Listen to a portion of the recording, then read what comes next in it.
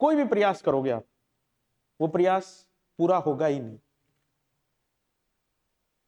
ठीक है, सफलता जो है, सिलेक्शन जो है, वो इन किताबों के ज्ञान का नहीं है।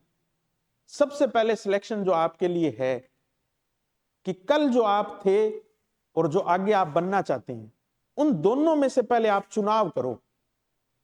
अगर आप उस चीज का चुनाव करने में सफल हो गए तो ये किताबें पढ़ना तो बहुत आसान बात है। पहले आप ये तो चयन करो कि मैं कल जो था और जहां मैं जाना चाहता हूं, उन दोनों चीजों में से मुझे क्या चाहिए।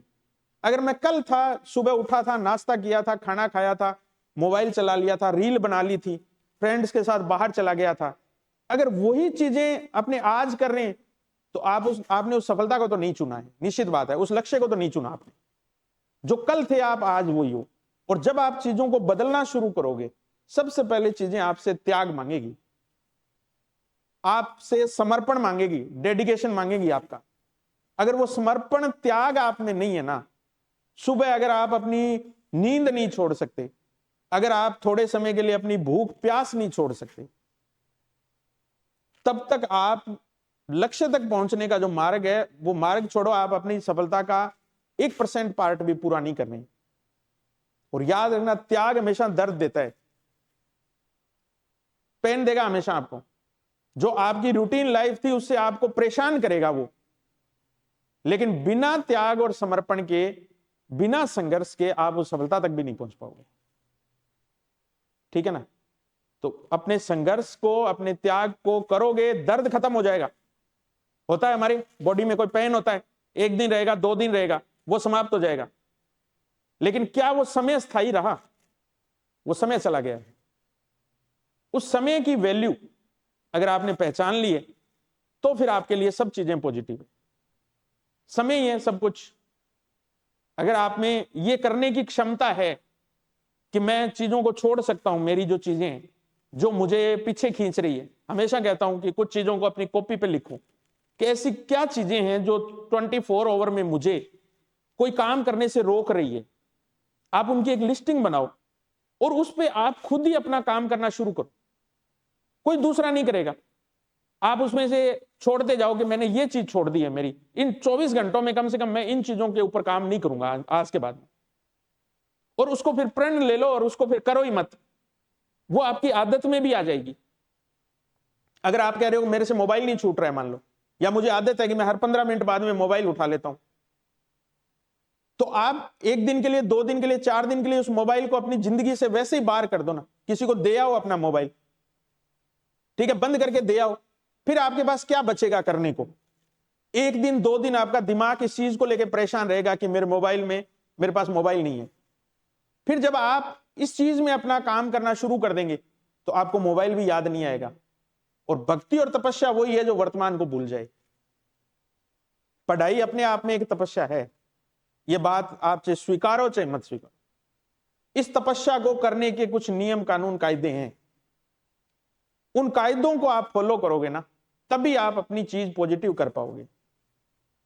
ठीक है, समय बहुत इंपॉर्टेंट है। आप सोच के देखो, बड़े से बड़े इंडस्ट्रियल मैन के पास फोन नहीं है। भारत के टॉप उद्योगपतियों की बात करें अगर अपने, उनके पास सेलफोन नहीं है, और उन्होंने आप जैसे कितने लोगों को सेलफोन बेच दिए।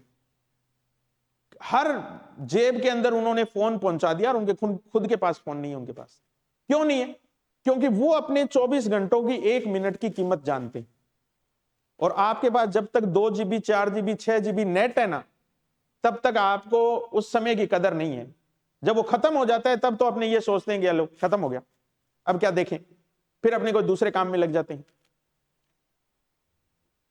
भी धीरू भाई अंबानी, जब भारत में IIM की शुरुआत हुई थी, इंडियन इंस्टीट्यूट ऑफ मैनेजमेंट की, तो बॉम्बे के अंदर जो IIM है उसके अंदर एक अवार्ड सेरेमनी रखी गई। तो जिसने IIM को टॉप किया था, जिस बच्चे ने, उसको पहले बोलने का मौका दिया गया। तो जब वो लेक्चर स्टैंड पे खड़ा हुआ तो उसने पहला अपना जो भाषण देना शुरू किया, तो उन्होंने धीरू भाई अंबानी का एग्जाम्पल दिया कि मिस्टर अंबानी, आपके पास जितनी संपत्ति है, अगर आज के टाइम में मेरे पास उसका 1/10 भी होना तो मैं उसको 100 गुना करके दिखा दूं। वो शांति से सुनते रहे। जब अंबानी जी के बोलने की बारी आई तो उन्होंने मंच से खड़े होकर कहा कि बेटा तेरे पास जितनी जिंदगी है ना, उसकी 1/50 भी मेरे पास और होना, तो उस कीमत को मैं 10,000 गुना कर दूं उस प्रॉपर्टी को। मेरे पास समय नहीं है, तेरे पास समय है, और जीतता वही है जिसके पास समय है। हो सकता है आने वाले समय में तू मेरे से बड़ा इंडस्ट्रियल बन जाए, क्योंकि मेरे पास वो लाइफ नहीं है जो मैं आगे बढ़ा पाऊं। तो आपके पास जो कुछ आपका सर्वश्रेष्ठ है ना एट ए टाइम, वो आपका टाइम है। इसको चाहे कैसे भी आप एंजॉय कर लो, कैसे भी आप इसको बिता लो, ये चला जाना है। ठीक है, तो इसलिए एक चीज तो ये अपने दिमाग में फिट कर लो, आज ही जाके कुछ अपनी कमियों को लिखना, इस चीज के ऊपर विचार करना कि मैं ये चीज क्यों कर रहा हूं, मैं ये जो तैयारी शुरू की है मैंने, या मैं ये जो तैयारी कर रहा हूं, इस तैयारी को शुरू करते समय मैंने क्या सोचा था, और आज मैं जहां इस तैयारी को कर रहा हूं या ले जा रहा हूं, वो चीज मेरी पूरी हो रही है कि नहीं हो रही है। पहले तो आप इस चीज को डिसाइड कर लेना। अगर आपका मन ये कहे ना कि मैं नहीं कर पा रहा हूं, तो वहां एक निर्णय आप कर लेना, इसको खींचना मत, ढोना मत इसको। ठीक है, क्योंकि बाद में आपको है ना बहुत बड़े पश्चाताप होते हैं, पछतावे होते हैं। ठीक है, पछतावा तो इस बात का भी होता है कि अपने अगर 10 दिन ठीक से और पढ़ लिए होते पेपर के टाइम, तो अपना सिलेक्शन हो जाता। पछतावा तो ये भी बहुत बड़ा है, लेकिन आप तो उससे भी बड़ा ऐसा काम कर रहे हैं जो शायद जिस पछतावे को आप जिंदगी भर भूल ही नहीं सको। तो इससे बढ़िया इसको क्विट कर दो, छोड़ दो इसको, है ना। कोई अपना और सिस्टम देख लो, कोई दिक्कत नहीं है। कोई जिंदगी नौकरी पे आके खत्म नहीं होती, ना किसी की जिंदगी नौकरी से चलती है। आज जो 2 लाख रुपए महीने की नौकरी ले रहे, वो भी आपको महीने के हो सकता है किसी से 20,000 रुपए उधार लेता हुआ मिल जाए। सब कुछ चीज नौकरी से डिसाइड हो ये जरूर नहीं है। आप अपना कोई और काम कर लो जो आपको ठीक लगे, आपको खुशी दे, आपका मन करे, वो कर लो। ठीक है, और रिजल्ट आपको हर काम में तभी मिलेंगे जब आप उसको मन से और अपने समर्पण से करेंगे। किसी भी फील्ड में चलेगा। 10वीं पास बच्चों को देखता हूं जो अपने 1 लाख 1.5 लाख रुपए महीना भी कमा रहे हैं। अब आपको यह लगता होगा कि मैं ग्रेजुएशन किया हुआ, मैं पोस्ट ग्रेजुएशन, मैं पीएचडी किया हुआ, और मैं 20,000 रुपए नहीं कमा पा रहा हूं और ये 1 लाख रुपए कमा रहा है। लेकिन उसके पीछे की उसकी यात्रा देखो, उसने वो जो काम किया वो भी इतना समर्पण और लगन से किया कि आज वो वहां पहुंच गया। और आप उस तैयारी के नाम पे उस चीज को चलाते रहे, ढोते रहे। लास्ट में आपको ये आके ये रियलाइज हुआ कि काश 4 साल पहले, 5 साल पहले मैं भी ये काम कर लेता तो आज मैं भी आगे चला जाता। लेकिन उस समय आपके पास में हाथ में कुछ नहीं है। उस समय तो जो कुछ है वो आपका वर्तमान है ना। तो इस चीज को सोच विचार करके, क्योंकि बिना अपना 100% दिए, बिना जिद्दी जुनूनी हुए बिना बात बनेगी नहीं, ये तय मान लेना, है ना। रिजल्ट्स आते हैं ना, तब ऐसे ऐसे लोगों की स्टोरीज आपको देखने को मिलती है। ग्रेड 3 का रीट मेंस का जब रिजल्ट आया था एसएसटी में, एक बच्चा जिसकी स्टोरीज काफी वायरल हुई, जो सीमेंट के थैले उठा रहा है। जिस दिन रिजल्ट आया है उसके पास फोन नहीं है, और वो सीमेंट के ट्रक से उसको थैले उतरवाने और ऊपर चढ़ाने के 1 रुपया पर बैग मिल रहा है, और उसको ये भी पता नहीं आज मेरा रिजल्ट आने वाला है। उसके भाई ने फैक्ट्री मालिक के फोन पे फोन करके और उसको इस बात की सूचना दी। आप सोच के देखो उस इंसान की अपने काम के प्रति समर्पण कितना रहा होगा कि जब उसने पढ़ाई की तो फिर उसने और कोई चीज सोची नहीं। जब उसने काम कर रहा है वो जब, तो उसको रिजल्ट की चिंता नहीं है ना। तो भगवान कृष्ण का संदेश जो है, जो मतलब एक सब लोगों को अपने जानते हैं उसके बारे में, निष्काम कर्म। आप कर्म कीजिए, 100% कीजिए, उसमें ऐसा कुछ मत छोड़िए कि फिर आपको यह लगे कि इसमें कमी रहेगी। फल जो देगा ना वो ईश्वर दे देगा।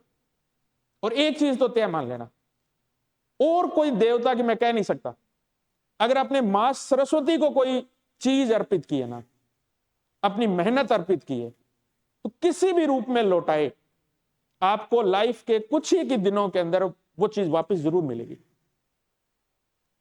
ये बात मैं खुद से कह सकता हूं। और जो जिन लोगों ने इन चीजों को जिया है ना, वो चीज इसके बारे में जानते हैं।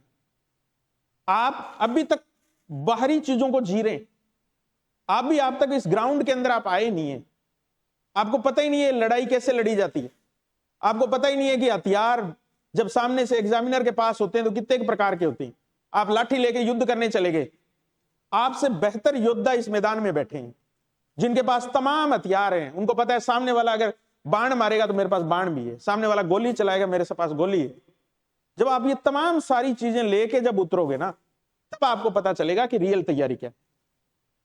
अभी महाकुंभ चल रहा है और सब लोग पिछले 2-3 दिन से एक आईआईटी किया हुआ एक व्यक्ति अभय सिंह, ठीक है, एरोस्पेस इंजीनियरिंग किया हुआ व्यक्ति, आईआईटी बॉम्बे पास आउट व्यक्ति, जब पढ़ा तो इतना पढ़ा कि उसने एरोस्पेस में टॉप किया।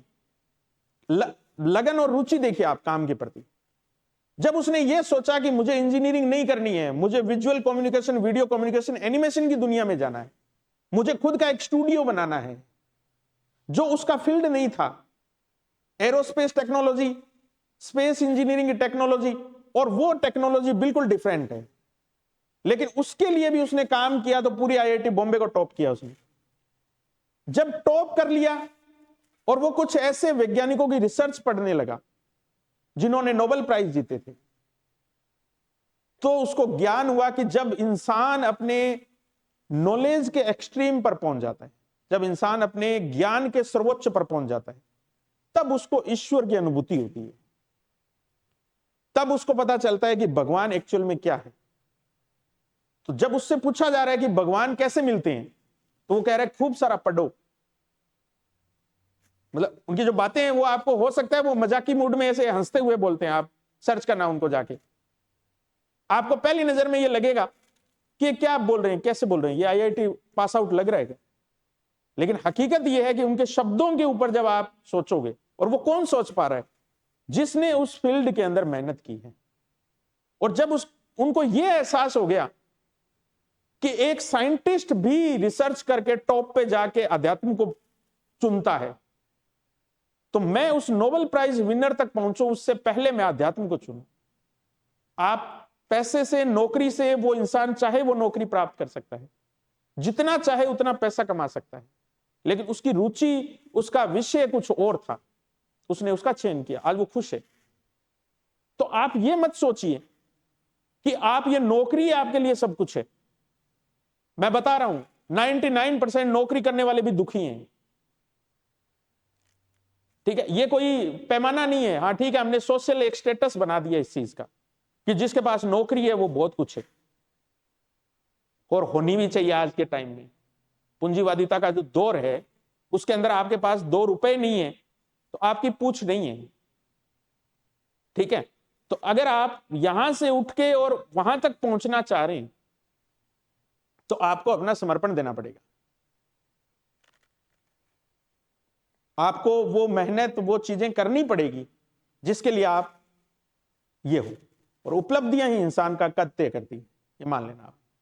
वो अलग बात है कि आप वहां पहुंच के फिर चाहे कुछ ही कर लेना अपना, लेकिन जब तक उस यात्रा में आप हैं तब तक आप उसी चीज को करें।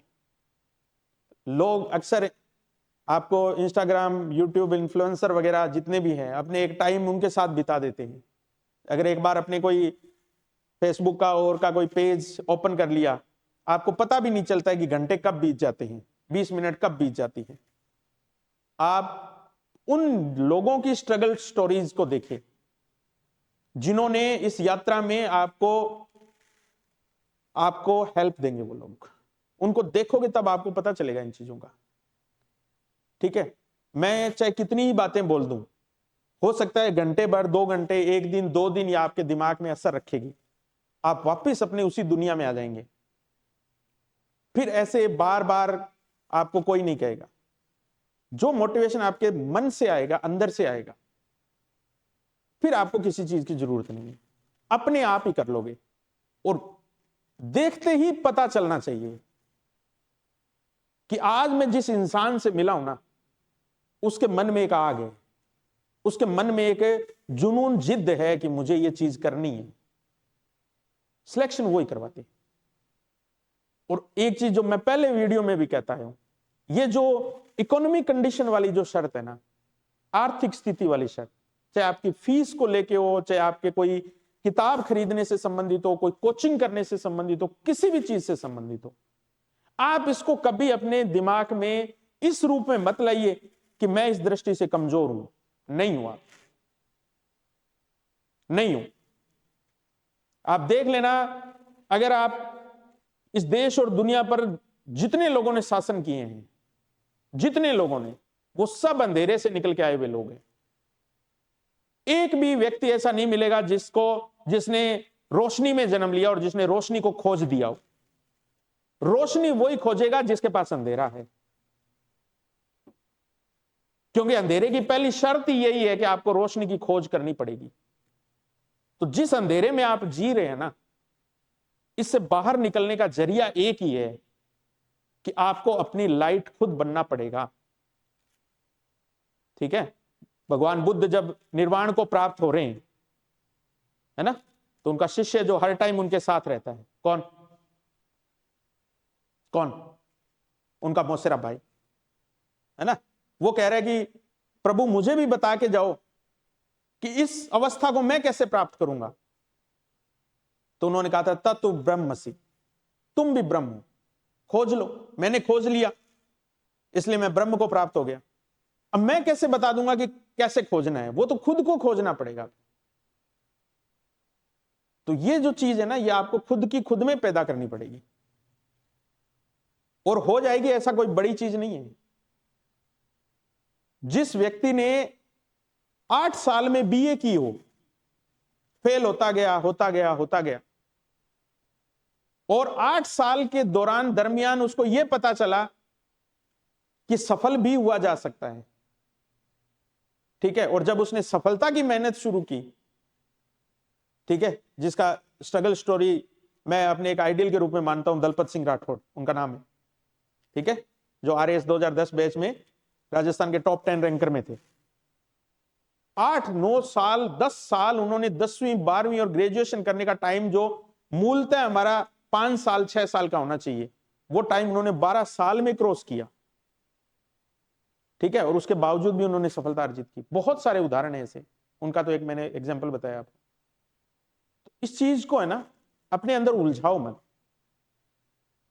इससे या तो बाहर निकल जाओ और या इसमें पूरी तरीके से कूद जाओ। दोनों में से एक काम करना पड़ेगा। अगर आप कॉम्प्रोमाइज कर रहे हैं, सेकंड ऑप्शन की तलाश कर रहे हैं कि ये नहीं होगा तो मैं अगला कर लूंगा, तो आपसे अगला भी नहीं होगा।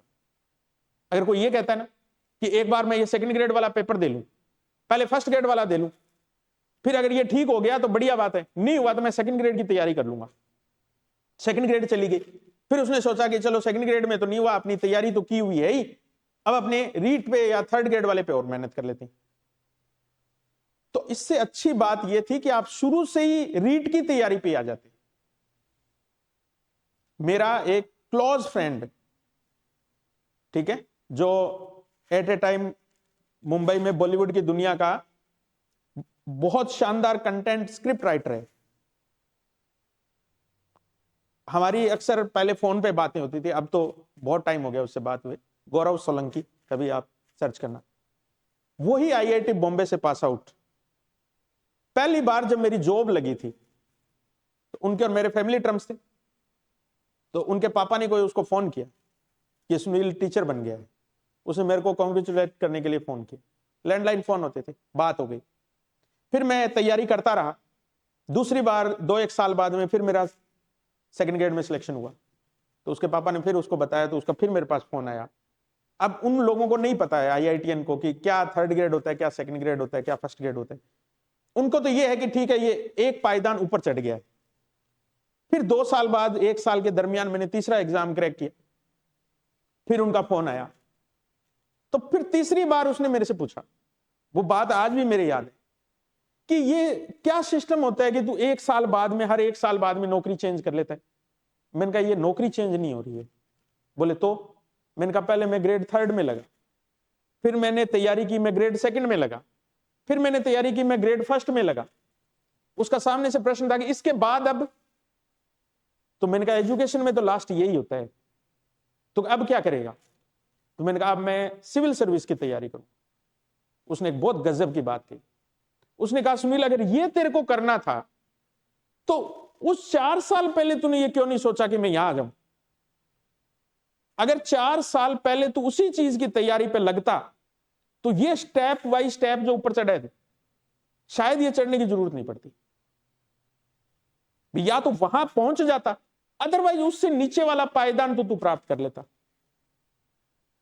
तो अगर आपको किसी चीज में कुछ काम करना है, ठीक है, अच्छी बात है, आज का दौर ही ऐसा है कि हम पहले ये सोचते हैं कि हमें नौकरी मिल जाए, जब मिल गई है तो अपने स्टेप वाइज ऊपर चढ़ रहे हैं। लेकिन जब कंपटीशन ही पास पास है, हमारे 2-2 महीने के गैप से है, तो मैं पिछले वीडियो में बता रहा था कि 0.11% बच्चे होते हैं जो आपको तीनों में सिलेक्शन करते हुए दिखाई दे जाएंगे। गॉड गिफ्टेड है, आप उनसे अपनी तुलना मत करो। उनके पास स्किल है, ऐसा नहीं है कि उनके पास दिमाग ज्यादा है, दिमाग तो आपके जितने ही उनके पास चीजों को इजी वे में करने का एक स्किल है जो गॉड से मिला है उनको, या हो सकता है उनकी ट्रेनिंग, उनकी स्कूलिंग इस प्रकार की रही हो जहां उन्होंने ऐसे ही लोगों के बीच में बैठ के अपनी पढ़ाई की, ठीक है, तो वो आपकी तुलना में बेटर उन चीजों को कर जाते, तो वो सिलेक्शन करवा लेंगे। लेकिन आप उनकी रेस में नहीं हो तो 99% जो पीछे और बच गए हैं, जो सीटें बच गई है, कैंडिडेट नहीं, सीटें बच गई, उनके ऊपर तो आप अपने प्रयास कर सकते हैं। तो एक साइड होके उस चीज को पूरा कर लो, ठीक है, तो वो चीज हो भी जाएगी।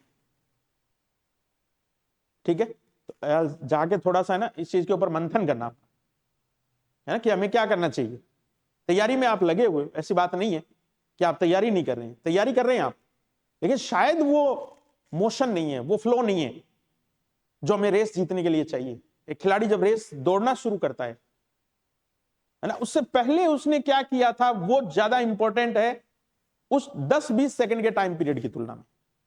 अगर जिसकी मसल सी स्टिच हुई पड़ी है तो 20 सेकंड में वो जो दौड़ेगा वो भी अधूरा ही दौड़ेगा, पूरा नहीं दौड़ेगा। उससे पहले वाली जो रेस है ना आपकी, इसको पूरे मन से करो, फिर आनंद आएगा आपको। या तो आप पढ़ाई करोगे तो ऐसी करोगे कि फिर दूसरी चीज होगी नहीं। ठीक है, वो एक जो कॉमन क्वेश्चन हर किसी से पूछते हैं ना अपने, जो सफल हो जाता है कि सर आपने सफलता कैसे प्राप्त की, है ना, तो जब अपने उस चीज की तय में जाते हैं तो वो एक ही चीज है कि उसने उस यात्रा को एंजॉय किया है।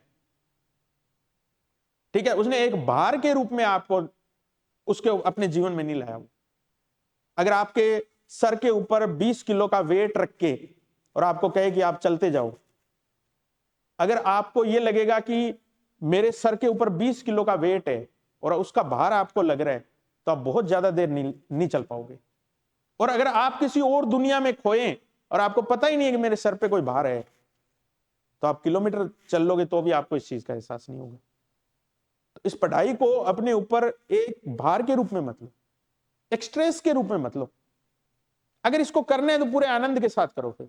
और आनंद तब भी आएगा आपको जब आप चीजों में डूबना शुरू करोगे, जब आप चीजों को पूरे मन से, योग से पढ़ना शुरू करोगे, तो फिर बाकी चीजें छूटती चली जाएगी, अपने आप ऑटोमेटिकली छूटती चली जाएगी।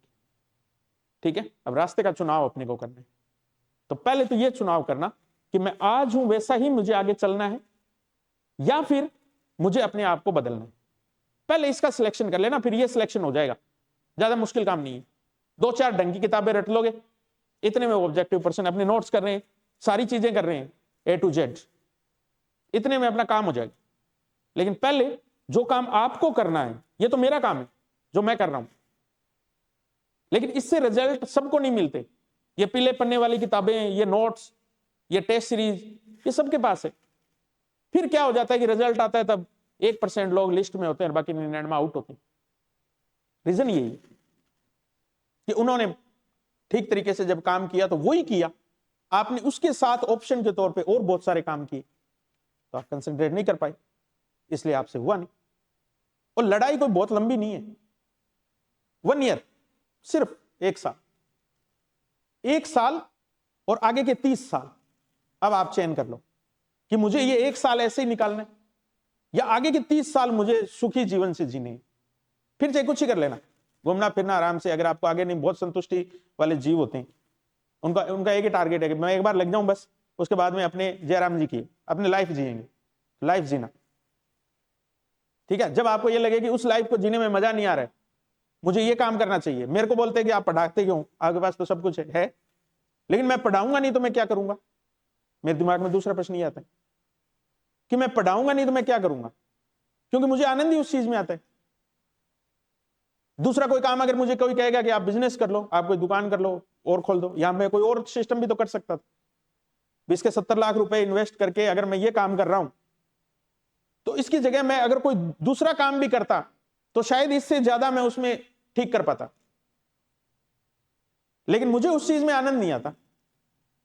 मुझे जो रियल में जो अनुभूति होती है कि मैंने जो सीखा है वो चीज मैं दूसरों के लिए कर पाऊं, उससे मेरी एक इनकम सोर्स भी क्रिएट हो जाए और दूसरों का भला भी हो जाए, दूसरों को ये पता भी चले कि कैसे चीजों को करना चाहिए, मेरे अनुभव उनको बता सकूं।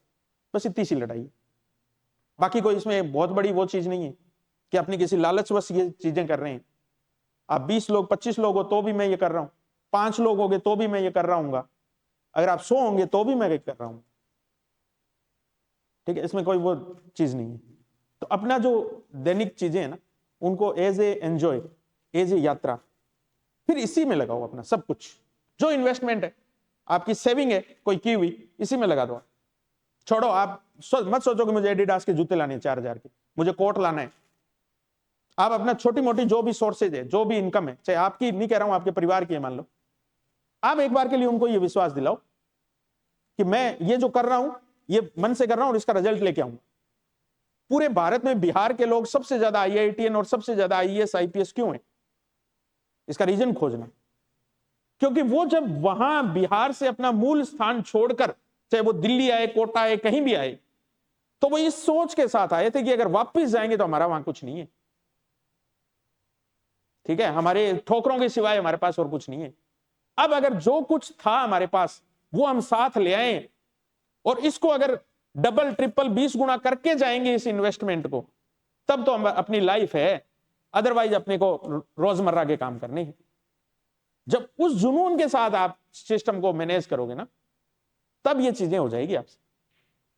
ऐसा बनना पड़ेगा। ठीक है, आज तो काफी ज्यादा बातें हो गई अपनी इसी मैटर के ऊपर, लेकिन जरूरी भी थी।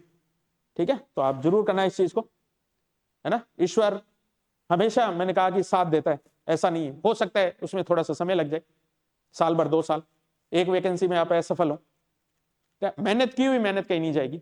सेकंड वैकेंसी में आप फिर तैयार खड़े मिलोगे उसी विश्वास के साथ कि इस बार तो कर ही लेंगे। बस वो विश्वास ही आपको आगे बढ़ा देगा। और नहीं भी किया ना, तो कम से कम मन में इतनी संतुष्टि आपके जरूर होगी कि मैं जो पढ़ा था ना, वो बहुत प्यार से, मन से, योग से पढ़ा था। वो अलग बात है कि चलो ईश्वर को वो नहीं मंजूर था तो हम कुछ और करेंगे, लेकिन पश्चाताप नहीं होगा जिंदगी में। ये पछतावा नहीं होगा कि हाँ, मैं अगर वहां करता तो मैं कुछ बहुत ठीक कर लेता। ठीक है, तो ये पछतावे वाली लाइफ अपने को चूज नहीं करनी है। इससे बढ़िया क्विट कर देंगे अपने, कोई दिक्कत नहीं है, कुछ और करेंगे। ठीक, चलो, ऑल द बेस्ट।